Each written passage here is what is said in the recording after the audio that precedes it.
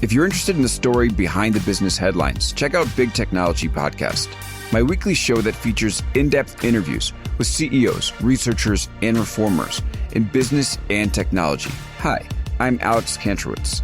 I'm a longtime journalist, CNBC contributor, and the host of the show. I empty my Rolodex every Wednesday to bring you awesome episodes, so go check out Big Technology Podcast. It's available on all podcast apps. Would love to have you as a listener. From LinkedIn News, I'm Jessie Hempel, host of the Hello Monday podcast. Start your week with the Hello Monday podcast. We'll navigate career pivots. We'll learn where happiness fits in. Listen to Hello Monday with me, Jessie Hempel, on the LinkedIn Podcast Network or wherever you get your podcasts. Hello, my friends, and welcome to another exciting episode of Negotiate Anything. Negotiate Anything is produced by the American Negotiation Institute, and with over 3 million downloads and listeners in over 180 countries, listeners just like you have made this the #1 negotiation podcast in the world. I'm Kwame Christian, and I'm the director of the American Negotiation Institute. We're growing, and I want to introduce you to our new team members and new trainers. This will help to give you new, diverse perspectives on negotiation and conflict resolution. That's why I'm excited to let you know that Shane Martin, our head of sales and partnerships, is going to serve as co-host of the show from time to time. We are passionate about providing you with the best content that will help to make your difficult conversations easier, both at work and at home. Lastly, before we get into the episode, I want to remind you that our team conducts negotiation and conflict resolution trainings in the United States and abroad. Our trainings will give you the practical skills you need to resolve conflict, negotiate, lead, and persuade with confidence. Click the link in the description below to learn how we can help to make your difficult conversations easier. And now, let's get to the show. Therese, thanks for joining us today. Thanks, Kwame. It's so good to be here. Yes, it's great having you. So how about you get us started by telling us a little bit about yourself and what you do? Sure. I'm a cognitive scientist at Seattle University, and I try to help smart people be smarter at work. It's that simple. And what that means in terms of the ways that I do that, I give talks, I write books, I do consulting. I'm basically trying to take smart research and turn it into great practice. And people are hungry for what is better practice and what does the research have to say. And I try to package that in a way that people can really use at work. That's fantastic. And I respect that because my undergrad degree is in psych, and I can get really lost in the studies. And then afterwards I say, well, what do I do with this? And so it's great to see that you're actually taking that literature and turning it into practical advice that people can put into use. Yeah, I'm with you. It's fun to read, but then you step away and you forget the studies because you can't actually make it actionable. So I really try to take the best research that's out there and say, okay, if you were going to use this at work, what would you do? And I try to put it in practice in my own work, not just proselytize, but actually, what does it look like when I try it? Yeah, this is great. Well, fantastic. Well, listeners, the 3 things we're going to focus on today. First, we're going to talk about common mistakes that managers make when they're giving feedback. Then we're going to move on to talk about how to truly give helpful feedback instead. And then lastly, how to solicit better feedback from your manager. So let's start off with the juicy stuff. Mistakes. Share stories. Tell us about it. There are so many mistakes that we make when we're giving feedback. Most of us aren't trained. I know you have a law degree, Kwame. Plenty of people get law degrees and MBAs and advanced degrees, and yet they still nobody ever trains them how to give feedback. I'm doing a program right now at Oxford in their business school, and all the different things we talk about, we never talk about how to give feedback. So it's really common that this is overlooked. So my book talks about a bunch of different mistakes that are all avoidable, but I'll just talk about 3 here today that are really common. So one common mistake in giving feedback is you don't do it. You just don't give the feedback. There's a recent study showing that in the United States, approximately 21% of managers admit that they just don't give the uncomfortable feedback. They avoid the conversations altogether. So that's a disaster if you're a CEO or a president, right? Think about that. You've got 100 managers, 21 of them are just skipping the hard conversations. 21 teams, right? That means 21 teams are just crossing their fingers and hope they improve. They're being robbed of the opportunity for feedback. And so I want to change that. I want to, and I understand people don't have the training. People want to be the nice guy. They don't want to be the one who has to say the hard thing. There's so many reasons why people will skip the hard conversation. You might not want to crush someone's spirit, especially during COVID, right? People don't want to reduce morale or motivation. It happened to me last fall. I had hired a freelance designer, and she provided her initial designs, and they were really off the mark, right, Kwame? They were not what I wanted. And my first thought was like, oh, you know what? I need to hire somebody else. And I got back online. I'm like, oh, I need to hire a new designer. And I was like, wait a second, give her the feedback, give her the chance to improve. It's so easy to write it off as this person can't do this. I need to turn to someone else, or need to give the job to someone else.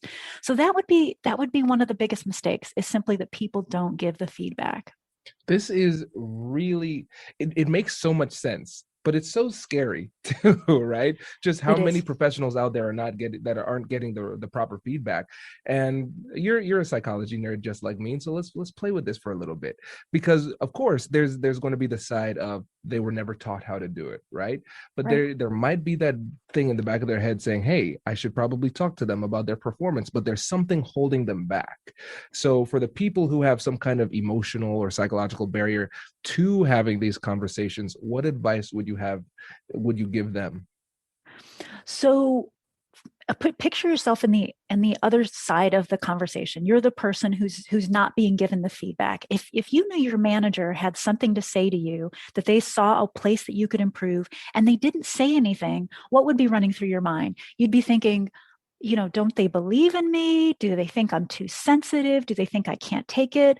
Have other people noticed that I'm underperforming in this way? Maybe they're not the only one who's noticed, right? So if you can take the other perspective, you would be mortified to find out that your manager has some great piece of advice or concern and they're skipping it. So one of the things you can do is try to imagine yourself in the other side of the equation. How would I feel if my manager didn't do this? So that can be helpful to get you there. I think part of the problem is our own discomfort with how the other person is going to react, right? There's a great episode of The Office. I don't know if you're a fan of The Office, but there's a great episode. You are. Okay, good. There's a great episode of The Office where Michael needs to tell one of his employees that his fiance, Angela, is having an affair with someone. And Michael thinks about it. He thinks about it all day, right? When am I going to tell this person? And what he ends up doing is they're walking to the parking lot together. And Michael, as he drives away, unrolls his window and says, Angela's having an affair.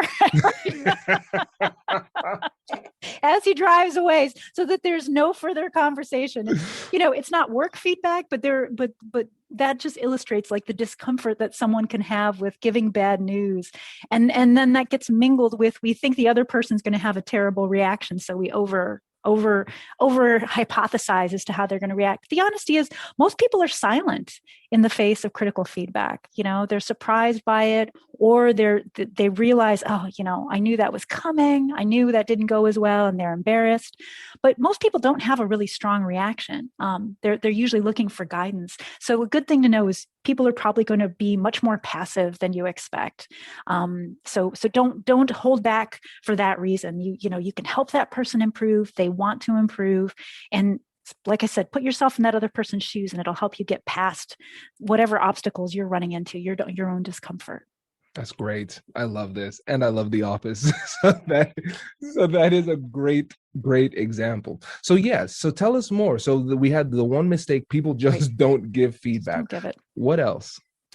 So another one, and okay, let's say you're in that 80%. You're like, Therese, I do give feedback. I'm going to go. I've got, in fact, a feedback conversation tomorrow. A common step that people skip is they don't say their good intentions out loud. This is something I talk about in my book, but I haven't read in any other feedback books. But it's the Jedi maneuver is to say your good intentions out loud. So first, let's talk about why don't people say their good intentions out loud. So what's really interesting here is we assume the other person believes we have good intentions, but what the research shows, study after study, is that when someone brings them bad news, we assume the bearer of bad news has malevolent intentions. right? And maybe you've had this experience. So you go to the doctor's office and your doctor, you go because you have what you think is a small problem. And your doctor says, oh, this could be serious. We need to do a bunch of tests. I need you to come in for 2 follow-ups. We'll do the first test. You come in 2 weeks. Then I'll have you come in 2 months. Then I'll have you come in at 6 months. And what do you think? You're like, oh my gosh, my doctor just wants a whole bunch of visits, a whole bunch of copays, right? Instead of thinking, this person's trying to take care of me. They're trying to catch this problem early before it becomes huge, before I have to go on medication. It's just a perfect example of how we assume negative intentions, even when that person is literally trying to take care of us, right? I don't know if you can relate to that example, but I sure can. I've had that experience with doctors before. And there's plenty of research showing when somebody brings us bad news, we shoot the messenger. We assume negative intentions on their part. And research, there's a great study by Leslie John. She's a management professor at Harvard. And one of the things that she did, she made it completely random. She had people draw a little slip of paper. Her research assistant would draw a little slip of paper out of a bag. And the person ahead of time, the person in the experiment would say, I want you to draw a 1, 2, or a 3. So let's say they said, I want you to draw a 1. And you draw out a 3 instead. It's totally random what number you draw out of the bag. And when you say out loud, oh, you know what, I drew a 3, and that person doesn't get money, that person assumes that you tried to draw the wrong number. Can you believe this? It's Wow. totally random, all they're doing, and you get to see them. They're in front of you. They're drawing it out of the bag. And yet you somehow assume negative intentions on their part, even though it's random. It's just remarkable how we fill in the blank. We scribble in negative intentions for people. And so this is a mistake that managers make. We don't realize that people are going to assume the worst when we have bad news for them. They're going to assume that we like the power, or that we want to make them feel bad, or that we're not paying attention to how hard they're working. There's just so many negative intentions that we'll scribble in. So that's one of the big problems, is that we don't say our good intentions out loud. Well, this is great. So let's do a little bit of a mini role play. Okay, great. Role play. I like it. So I will be me and you can be you. And so I'm Okay. going to give you some feedback. Does your company invest in professional development training? If you believe that your team would benefit from a negotiation workshop, all you need to do is go to our website, fill out the workshop request form, and then we'll set up a time to chat. These workshops are completely customizable, and we've done them all around the country. Negotiation and conflict resolution skills are beneficial across all professions, but they're especially useful in procurement, purchasing, sales, sourcing, and contract management. Our calendar is filling up quickly, and we even have some workshops scheduled for next year. If you think you might want one, I'd suggest reaching out soon so you don't miss out. Check out the link in the description to learn more. And now, back to the show. Brace the rudders! Raise the sails! Raise the sails! Captain, an unidentified ship is approaching. Over. Roger. Wait, is that an enterprise sales solution? Reach sales professionals, not professional sailors. With LinkedIn ads, you can target the right people by industry, job title, and more. We'll even give you a $100 credit on your next campaign. Get started today at linkedin.com/marketer. Terms and conditions apply. So, Therese, I've really enjoyed having you on the podcast thus far. On a scale of 1 to 10, you have been a 10 out of 10 thus far, but there's been one thing that you've overlooked, and I think it's really important. You have not said the name of your book yet. You refer to it a lot. You haven't said the name. So there's your feedback. There's my feedback. That's great. Yes. So here's my book. Woo! Let's talk. It just came out. Thank you. That's great feedback. Okay. So what might be the negative intentions that I would describe, right? So I could jump to negative intentions. Like I might assume like, oh, he's more concerned about his listeners' comfort than he is with my comfort, right? But I'm assuming positive intentions. You want me to promote my book, right? Because I know you're in my camp, right? But it would be really easy for me to jump to negative, like, oh, he's more, like I said, he's more worried about his listeners than he is about me, right? Yeah. And we go there. We go there very quickly. This is great. And again, it's something so simple in like to understand and to execute on. But if you don't know, you don't know, right? Exactly. And so people just don't do it. And it feels, and I've got to tell you, so, and I'll, someone might be listening like, I'm going to try this. I'm going to try this. I'm going to try to say positive intentions. It's going to feel awkward. Okay. It feels a little artificial. I'm going to admit that right up front. I did it last week with someone where he was going to start working with a really high profile new client. And he had done so much research that I thought the client was going to be intimidated in the first meeting, right? Because he had done so much homework. He seemed like more of an expert than the client did, right? And I was concerned that he was going to create a bad impression, like that he was a little overzealous. So what I said to this colleague, instead of just going right to, I'm afraid you're going to look overzealous and obsessive, I said, I really want you to make a good impression on this new client, right? And it's clear you've done so much research, you've worked so hard on this. I want to make sure that they see this in a positive light, all this extra research that you did. And then he was so curious about what I had to say next, right? Now he was really invested, and it felt kind of artificial to say those things out loud. But I've got to tell you, I turned what could have been a high conflict conversation into, he was super eager to hear like, oh, good. Yeah, I did do all that research. Okay, how could I frame this so that they don't misinterpret it? And it became a really positive conversation. So if it feels a little awkward, it's not surprising. Just try it. It's a Jedi maneuver. It works. I love this. And let's actually, I want to operationalize this deeper too, because I think, let's think about our own biases from our own perspective, because we might go ahead and say, yes, this is the positive intention, right? Would it be at all beneficial to kind of anticipate the possible negative assumptions that they have and intentionally frame your message to counter those specific negative assumptions they might have?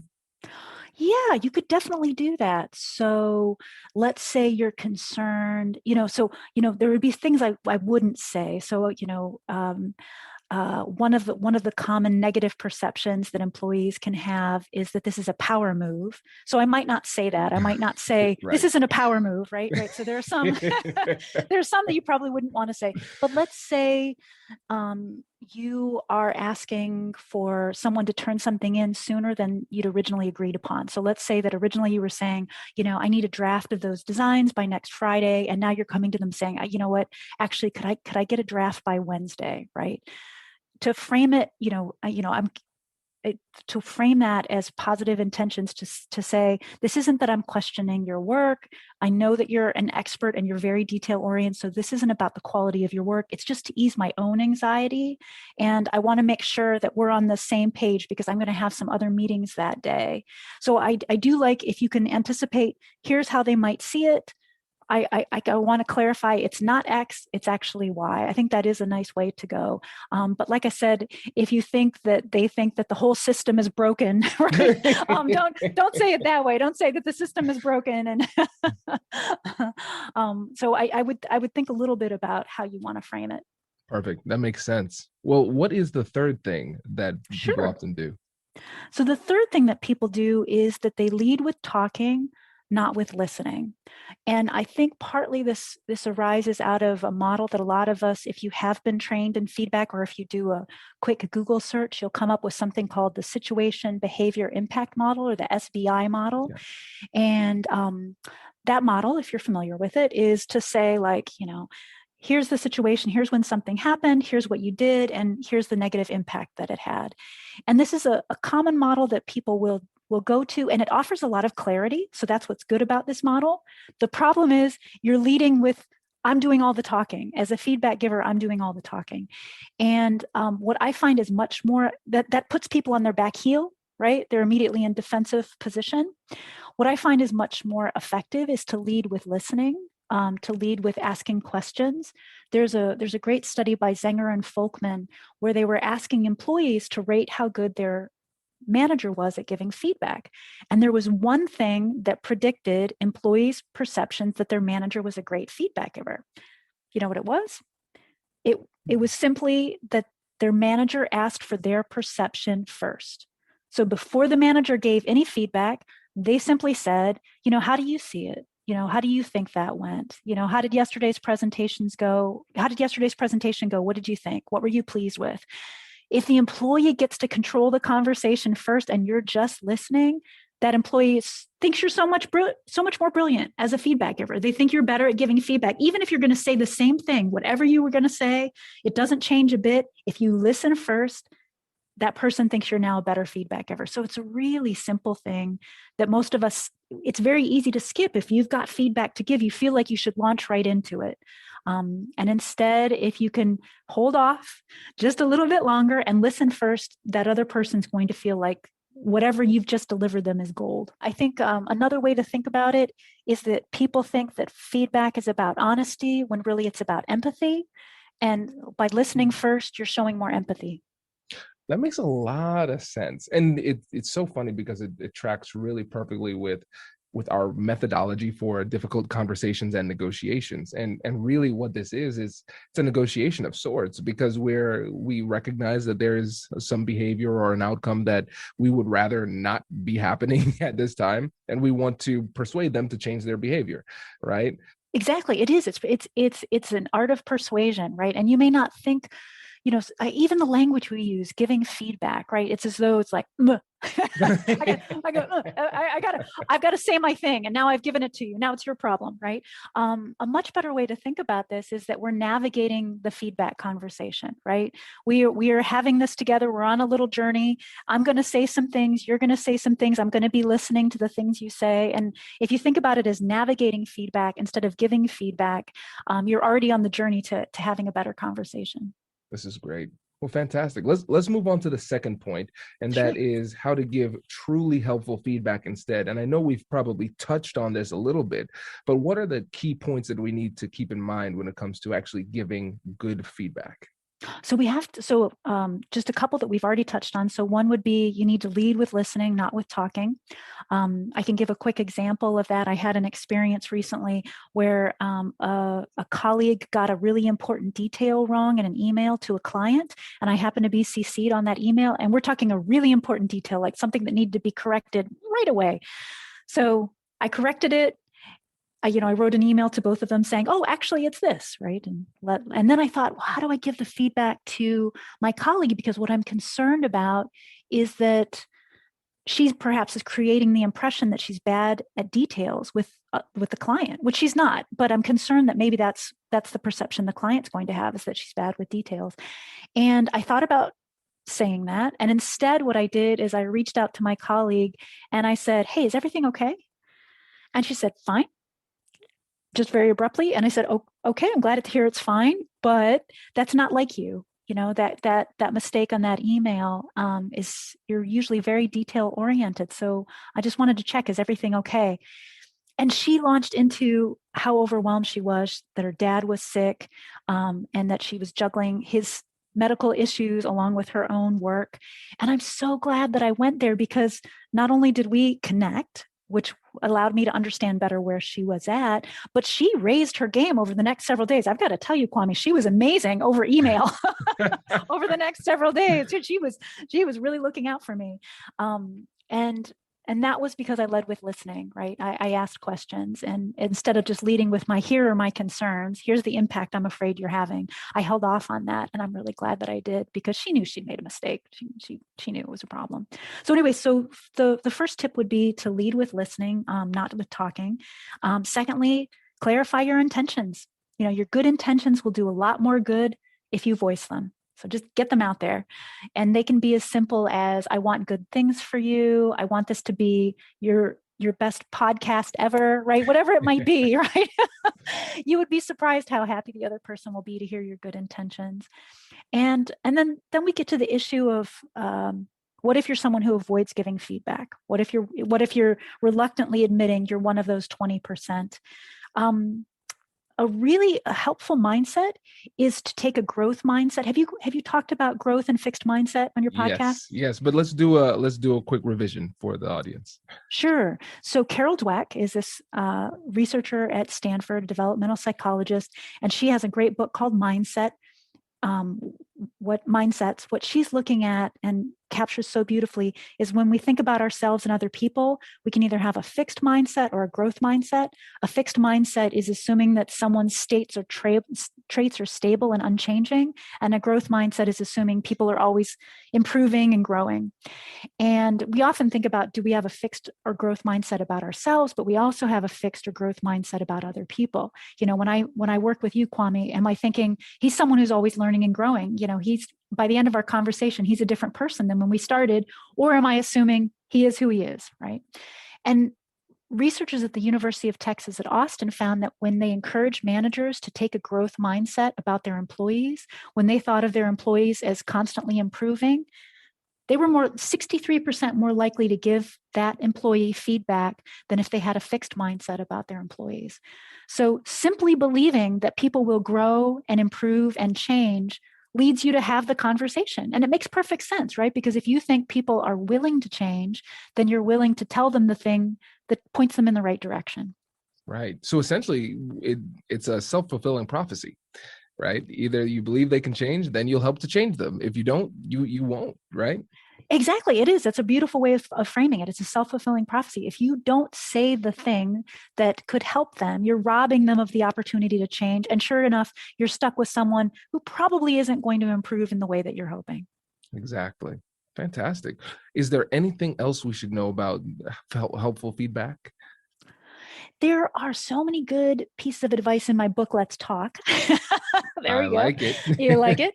The one thing that I would say is another good motto mindset is make your motto no surprises. A really common pattern I heard, and I interviewed 60 people for my book, Let's Talk, and a really common pattern was that managers would kind of sit on feedback. They wouldn't avoid it, but they would just wait until the end of the year conversation when it was performance review time. I interviewed one person who said that a year went by and he hadn't heard any critical feedback. He thought he was great. And review time came and his manager reached behind and pulled a binder off of her shelf and opened it up and said, well, in February, you did this. Turn the page. And in March, you said this in a meeting. And he's like, what? Where did this binder come from? Right? So painful, right? And you probably are thinking, I would never sit on feedback that long, but all too often we do sit on it longer than we mean to. We notice something and we don't say something right away, but instead we're beginning to think, oh, Debbie just is too introverted. She's not going to make good management material. And we begin to make up this list of like, yeah, no, you know what? Debbie isn't going to make a good manager after all. That's too bad. And we're not saying to Debbie, I need you to speak up more in meetings. How can we work on that with you? What would make it easier for you to speak up in meetings? Because you have such great ideas, right? So we need to mention things. Don't make it a surprise for Debbie at review time that there's bad news. She's not being promoted. Yeah. Oh, this is great. This is great. And listeners, there will be a link to the book in the description too, because this is really helpful. And I think there are going to be listeners out there who are saying to themselves, wow, I have one of those managers who is not giving me feedback. So let's wrap up the conversation by addressing that issue. So what can people do to solicit better feedback from their own managers? So this is such a common problem. One of the things I heard most often from people throughout organizations, from entry-level employees to VPs, that they don't get feedback from their manager. What they're told is, Kwame, keep doing what you're doing. It's great. I love it. No news is good news, right? That there's literally things that managers will tell employees. And I think it's probably gotten worse during COVID. There was a great study done by Microsoft this summer. They found that managers on average are putting in an extra 8 hours a week in interactions on top of their normal workload because of COVID, that they need to be communicating more. So I think to add to the problem, you've got managers who are so busy they're not noticing, right? They're not taking the time to give you the feedback you need. So 3 strategies for trying to help your manager acknowledge, you're acknowledging they're busy, you acknowledge that they may not notice everything, but you need better feedback than you're getting, right? This vague praise is not helping you. So 3 strategies, and I'll go from the least aggressive to the most aggressive, okay? So the easiest one, make it super easy for your manager. Create a list of 3 or 4 things you're willing to work on. Let's say your manager says, Kwame, just keep doing what you're doing. You'd say, great. I've got a list of 3, but I've got a growth mindset. I want to improve. I want to be better at my job 3 months from now than I am today. So here are 3 things I could work on. And you show your manager the list. And then you say, which of these would you prioritize? And now your manager will be like, oh, you are serious. All right. And chances are your manager will come up with a 4th thing that you didn't even think of, right? But you're giving your manager permission to get really specific. You're allowing your manager to say, actually, what I would prioritize would be X, or they may pick something from your list, but now you're on the same page. You're aligned as to where you should be putting your extra energy. And I've talked with managers who, when they hear this piece of advice, they're like, I want my direct reports to do this. I wish more of them would make it easy for me. So that's kind of the simplest one. The second one, if you are at a company where there's a rating system, a lot of companies have a 1 to 5 that employees are rated at the end of the year on 1 to 5 or 1 to 3, where 1 is below expectations, 2 is meets expectations, and 3 is exceeds expectations. This strategy is, what is a 5 doing? Right? So basically, if your manager says, everything's great, don't worry, everything's fine, just keep doing what you're doing. Say, okay, that's great, but last time I was a 4 and I want to be a 5. So tell me, what's a 5 doing differently? Right? And now your manager may not have an answer in that moment, but it gets your manager thinking, like, I have seen 5s before. What are they doing differently?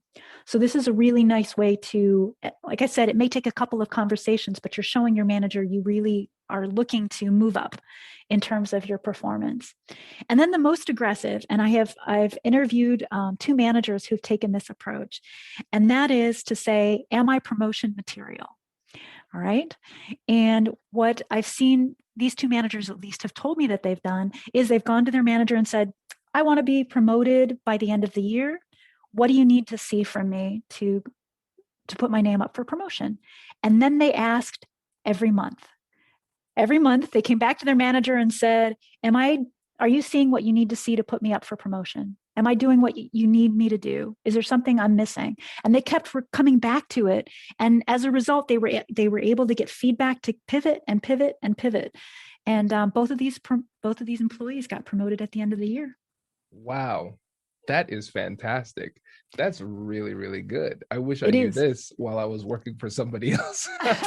Exactly. I wish I had been given that advice. I had a boss. I went to her 2 months before it was promotion time. And I asked, are you seeing what you need to be seeing? Or, I use slightly different language, but I said, can you make a case for me to put me up for promotion? And she was like, oh, no, I can't. And I won't, there's not enough time for you to do the things you need to do for me to put you up for me to make a case in 2 months, right? She needed a longer runway, right? And so I wish I'd gotten this advice sooner. Just start asking a year out, and it will show your manager you're committed. Plus, your manager is now in a position where they can't surprise you, right? They need to be letting you know. Exactly. Wow, Therese, this has been fantastic. Let the listeners know again about the book and how they can get in touch with you. Sure. So my new book is called Let's Talk, Make Effective Feedback Your Superpower. And it was just published by Penguin Random House here in January 2021. And you can look me up on my website, ThereseHuston.com, or you can email me. My email is on my website, and I'd love to hear from people. Fantastic. Thank you so much. This was really, really helpful. It was a lot of fun, Kwame. Thank you. Congratulations, you've just joined an elite club. By listening to a full episode, you're now officially on the Negotiate Anything team. So welcome aboard. What most team members do is they subscribe to the podcast because that allows them to automatically get the latest episodes of the show. The best things in life lie on the other side of difficult conversations. Keep learning, keep practicing, and keep getting better. Your relationships will improve, your career will soar, and you'll have the confidence you need to get the most out of these crucial conversations. Again, thank you for joining the team. We're excited to have you, and I will see you in the next episode. I'll catch you later.